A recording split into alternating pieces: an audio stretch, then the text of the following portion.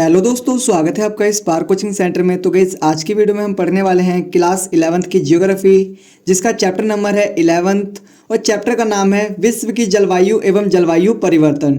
तो गाइस, इससे पहले जो इसका 10वां चैप्टर था, यानी कि उससे पहले के चैप्टर्स सभी प्लेलिस्ट के माध्यम से सीक्वेंस वाइज लाइन वाइज लगा दिए गए हैं। आप इजीली फर्स्ट वीडियो से एवरी वीडियो देख सकते हैं। और गाइज, ये वाला जो वीडियो है ये पार्ट 1 है। अभी इसका पार्ट 2 बहुत जल्द अपलोड हो जाएगा, जैसे इसकी पूरी जो फर्स्ट बुक है और जो सेकंड बुक है वो कंप्लीट होगी वैसे ही, ठीक है। तो गाइज, मैं आपको बता दूं, ये आपका जो जलवायु परिवर्तन जो चैप्टर है ये आपका बहुत इंपॉर्टेंट है पेपर के नज़रिए से। और कहीं ना कहीं ऐसे नॉर्मल भी आप सुनते रहते होंगे जलवायु परिवर्तन के बारे में, तो इसको बहुत डीपली पढ़िएगा, क्योंकि कहीं ना कहीं इससे आपका थोड़ा बहुत जो कवर होता है वो आपका जियोग्राफी के साथ साथ आपका पॉलिटी में भी थोड़ा सा यूज़ आता है इसका, ठीक है। तो कहने का मतलब ये है कि बहुत अच्छे से पढ़िए, क्योंकि और भी ऐसे विषय हैं लाइक आपका जो हिंदी है, हिंदी में ऐसे वगैरह लिखते होंगे तो वहाँ पर भी इन चीज़ों के बारे में पूछा जाता है, जलवायु परिवर्तन के बारे में। तो कहीं ना कहीं आपको बहुत सारी नॉलेज रहेगी, तो आप इजीली वहाँ पर लिख पाएंगे। और गाइस, मैं आपको बता दूँ, यहाँ पर हम पॉलिटिकल साइंस, जियोग्राफी तो करवा रहे हैं, हिस्ट्री और आपको हिंदी, इंग्लिश, मतलब कि ऑल सब्जेक्ट्स के नोट्स आपको यहाँ पर मिल जाएंगे। तो जस्ट आपको चैनल पे विजिट करना है और प्लेलिस्ट के माध्यम से आप हर वीडियोस को देख सकते हैं। लाइक इंग्लिश की वीडियोस देखनी है आपको तो इंग्लिश की प्लेलिस्ट पे जाइए। लाइक जो 11th क्लास की इंग्लिश है या फिर 12th क्लास की, जो आपको चाहिए। और 11th क्लास की तो पूरी सेपरेट है 2025 से 26, ठीक है। और अगर आपके भाई बहन में कोई 12th का भी हो तो उसको भी जरूर इस वीडियो को शेयर करिएगा कि इस चैनल को, कि इस चैनल पर सारे जो नोट्स हैं वो फ्री में प्रोवाइड करवाए जा रहे हैं। आप यहाँ से बहुत अच्छी तैयारी कर सकते हैं। तो आइए स्टार्ट करते हैं आज की वीडियो। तो गाइस, सबसे पहले हम जानेंगे महत्वपूर्ण जानकारी। और जो हमारे साथ पहले से बच्चे बने हुए हैं उनको पता है कि हर चैप्टर में हम ये जो महत्वपूर्ण जानकारी होती है ये करवाते हैं। उसका रीज़न होता है क्योंकि इसमें लगभग चैप्टर का पूरा सार होता है कि चैप्टर में हम पढ़ने क्या वाले हैं, इन चीज़ों के बारे में हम यहाँ पर जानते हैं। आइए जानते हैं पहला पॉइंट। किसी स्थानीय समय विशेष में वायु दाब, तापमान, आर्द्रता, वर्षण, मेघा छनन तथा हवा की दृष्टि से वायुमंडलीय दशाएं, ये सभी घटक मौसम के अवयव कहलाते हैं। क्वेश्चन आ सकता है अवयव क्या कहलाते हैं, तो ये जितने भी आपने पढ़े वायु दाब, तापमान, आर्द्रता, ये सारे क्या हैं, इसके अवयव है। मौसम के क्या हैं, ये सारे अवयव हैं, ठीक है। नेक्स्ट वर्ड है आपका, नेक्स्ट है पॉइंट। किसी विशाल भूभाग में एक लंबी समय अवधि तक पाई जाने वाली मौसम की साधारण या औसत अवस्था को जलवायु कहते हैं। मतलब कि किसी भी एरिया में, किसी भी क्षेत्र में जो लंबे समय से लंबे अवधि तक पाई जाने वाली क्या, जो मौसम की साधारण या औसत अवस्था, मतलब कि एक ही तरीके का जो मौसम रहता है उसे क्या कहते हैं, जलवायु कहते हैं। ये 30 से 40 वर्षों में बदलती है, ठीक है। नेक्स्ट है आपका कर्क और मकर रेखा के बीच स्थित निम्न अक्षांश वाले कटिबंध, जिसमें सारा वर्षा ऊंचा तापमान रहता है, उष्ण कटिबंधीय कहलाता है। मतलब उष्ण कटिबंधीय कौन सा क्षेत्र कहलाता है, जहां पर जो कर्क और मकर रेखा के बीच में स्थित है, ठीक है। और निम्न अक्षांश वाला कटिबंध, जिसमें सारा वर्षा ऊंचा तापमान रहता है, मतलब कि जो वर्षा होती है वो भी अधिक होती है और कहीं ना कहीं जो तापमान होता है वो भी कहीं ना कहीं ऊपर रहता है, ऊंचा रहता है, ठीक है। नेक्स्ट है आपका आर्कटिक वृत्त से उत्तर और अंटार्कटिक वृत्त से दक्षिण स्थित दोनों ध्रुवीय क्षेत्रों में तापमान वर्ष भर कम रहता है।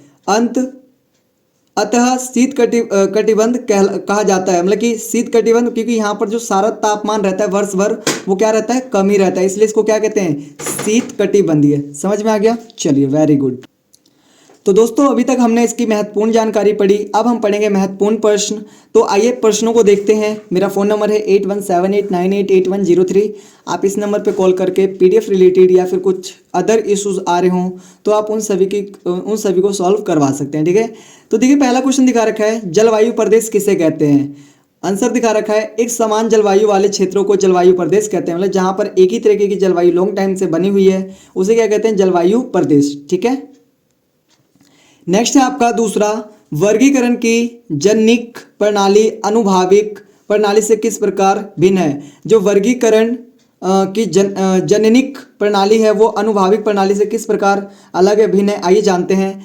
जो जननिक प्रणाली वर्गीकरण में जलवायु को अनेक कारणों के आधार पर संगठित किया जाता है। मतलब कि जो जननिक जो प्रणाली है जो जलवायु के वर्गीकरण की, उसमें जो उसको अलग अलग तरीके से क्या किया जाता है, संगठित किया जाता है, इकट्ठा किया जाता है। जबकि अनुभाविक प्रणाली में जलवायु तापमान और वर्षण से संबंधित आंकड़ों पर आधारित होता है। मतलब कि यहाँ पर ना उसके अलग अलग मतलब इसमें बहुत सारी चीज़ों को देखा जाता है जाननिक में, ठीक है। लेकिन अनुभाविक में क्या चीज़ें देखा जाता है, जलवायु, तापमान और वर्षण। यहाँ पर दो चीज़ें देखी जाती है, यहाँ पर अलग अलग टाइप की चीज़ें देखी जाती है। समझ में आया? चलिए नेक्स्ट दिखा रखा है तीसरा, जलवायु परिवर्तन एक प्राकृतिक एवं सतत प्रक्रिया है, कथन के समर्थन में प्रमाण दीजिए। जो जलवायु परिवर्तन है वो एक प्राकृतिक एवं सतत मतलब बहुत लॉन्ग टाइम बाद बदलती है। कैसे क्यों कैसे बदलती है, क्या ये सच है ऐसा, ठीक है। प्रमाण मांग रहा है, आइए देखते हैं। पहला दिखा रखा है आंसर, भूगार्भिक अभिलेखों से हिमयुगों व अंतर हिमयुगों के परिवर्तन की प्रक्रिया परिलक्षित होती है। मतलब किससे पता लगता है ये भूगार्भिक अभिलेखों से, ठीक है। जो हिमयुग हैं वो उनके अंतर हिमयुगों के परिवर्तन की प्रक्रिया परिलक्षित होती है, मतलब इनसे ही ये पता लगता है, ठीक है। ये कहीं ना कहीं सही बात है कि जो जलवायु परिवर्तन है वो एक प्राकृतिक एवं सतत प्रक्रिया है। आगे दिखा रखा है, भू आकृतिक लक्षण हिमानियों के आगे बढ़ने व पीछे हटने के शेष चिन्ह प्रदर्शित करते हैं। देखो जो भू आकृति है, मतलब कि जो कह सकते हो कि जो धरती पर कहीं पर बर्फ है, कहीं पर पहाड़ है, कहीं पर, इससे ही ये पता लगता है, ठीक है। इससे भी ये पता लगता है उनके आगे पीछे खिसकने से। आगे देखिए क्वेश्चन नंबर तीसरा दिखा रखा है, ऐतिहासिक अभिलेख जलवायु की अनिश्चितता का वर्णन करते हैं। जो ऐतिहासिक अभिलेख होते हैं वो जलवायु की जो अनिश्चितता होती है उसकी क्या करते हैं, वर्णन करते हैं, ठीक है। तो 3 पॉइंट इसके आपको पेपर में भी लिखने हैं। नेक्स्ट क्वेश्चन अपना स्टार्ट होता है। क्वेश्चन है आपका फोर्थ, ग्रीन हाउस गैसों के क्या प्रभाव हैं। जो ग्रीन हाउस गैस हैं उसके क्या प्रभाव हैं, आइए देखते हैं। पहला, वैश्विक ताप वृद्धि। ग्रीन हाउस गैसें CO2, मीथेन आदि पृथ्वी की ऊष्मा को रोक लेती है, जिससे पृथ्वी का औसत तापमान बढ़ता है। मतलब कि इससे क्या होता है कि जो वैश्विक ताप वृद्धि है वो बढ़ती है, जो पृथ्वी का तापमान होता है वो बहुत ज़्यादा बढ़ता है, ठीक है। आगे दिखा रखा है जलवायु, दूसरा जलवायु परिवर्तन।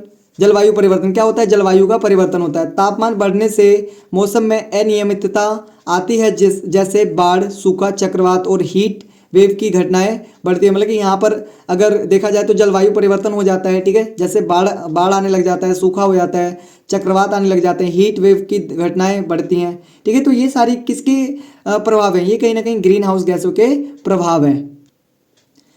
नेक्स्ट दिखा रखा है तीसरा, हिम नदों का पिघलना व समुद्र स्तर में वृद्धि। क्या हो जाता है कि हिम नदी पिघलने लग जाती हैं और जो समुद्र का जो स्तर होता है वो बढ़ता है, ठीक है, ग्रीन हाउस के प्रभावों से। बता रखा है ध्रुवीय बर्फ और हिमनद पिघलने से समुद्र का स्तर बढ़ता है, जिससे तटीय क्षेत्रों को खतरा होता है। मतलब इससे क्या होता है, जो समुद्र का तलीय स्तर है वो क्या हो जाता है, बढ़ जाता है, जिससे कहीं ना कहीं जो उसके साइड के जो एरियाज हैं वो डूब सकते हैं, ठीक है। ऐसे यहाँ पर बताया गया और बिल्कुल सही भी है। नेक्स्ट बता रखा है क्वेश्चन नंबर 5वां, टेगा तथा टुंड्रा जलवायु में अंतर स्पष्ट कीजिए। भाई बहुत बार पेपर में क्वेश्चन आ चुका है, तो अच्छे से पढ़ के जाइएगा ताकि कहीं ना कहीं अगर पेपर में क्वेश्चन आता है तो आप इसको अटेम्प्ट कर सकें। बता रखा है यहाँ पर पहला, टेगा जलवायु, यह जलवायु वर्ग केवल उत्तरी गोलार्ध में 50 से 70 सेल्सियस उत्तरी अक्षांशों के मध्य विस्तारित है। मतलब ये कहाँ पर पाई जाती है, ये जो टेगा जलवायु है ये आपको पाई जाती है लगभग कह सकते हैं उत्तरी गोलार्ध में, ठीक है। नेक्स्ट देखिए दूसरा दिखा रखा है, ये जलवायु उत्तरी अमेरिका में अलास्का से लेकर न्यूफाउंडलैंड तथा यूरेशिया में स्कैंडिनेविया से लेकर साइबेरिया के पूर्वी छोर में कमचटका प्रायद्वीप तक पाई जाती हैं, ठीक है। कय चटका है, ठीक है, प्रायद्वीप तक पाई जाती हैं। जो आपकी जो पहली वाली जलवायु है, ठीक है, टेंड्रा क्या नाम था, जो टेगा जलवायु है आपकी वो कहाँ पाई जाती है, वो इन एरियाज में पाई जाती है, यानी कि कहीं कह सकते हैं कि उत्तरी अमेरिका की साइड, ठीक है। नेक्स्ट दूसरा दिखा रखा है दूसरी वाली जलवायु, टुंड्रा जलवायु, यह जलवायु वर्ग केवल उत्तरी गोलार्ध में 60 से 75 सेल्सियस उत्तरी अक्षांशों के डिग्री के मध्य विस्तारित है। मतलब किससे 60 से 75 के जो अक्षांश जो गोलार्ध है ना उस पे स्थापित है, और यहीं ये जो अक्षांश है उन्हीं पे विस्तृत है, ठीक है। और यहाँ पर क्या है आगे दिखा रखा है, यह जलवायु उत्तरी अमेरिका और यूरेशिया की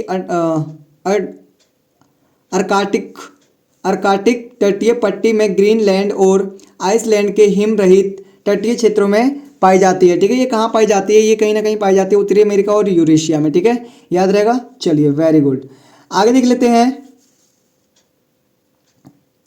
क्वेश्चन नंबर 6 है, भूमंडलीय तापमान से आप क्या समझते हैं, इसके प्रभावों का वर्णन कीजिए। जो भूमंडलीय तापमान होता है उससे आप क्या समझते हैं, इसके जो प्रभाव हैं उसका वर्णन करना है। तो गाइस इसकी जो पार्ट 2 है वो बहुत जल्द आपको मिल जाएगी, तो पार्ट 1 के लिए सपोर्ट करिए, ज़्यादा से ज़्यादा लोगों को शेयर करिए तो गाइस अभी तक आपने चैनल को सब्सक्राइब नहीं करा तो चैनल को सब्सक्राइब कर लीजिए, ताकि इसी तरीके की बेहतरीन वीडियोस आपको समय के साथ मिलती रहे। आज के लिए इतना ही, मिलते हैं नेक्स्ट वीडियो में, तब तक के लिए टाटा बाय बाय, जय हिंद जय भारत।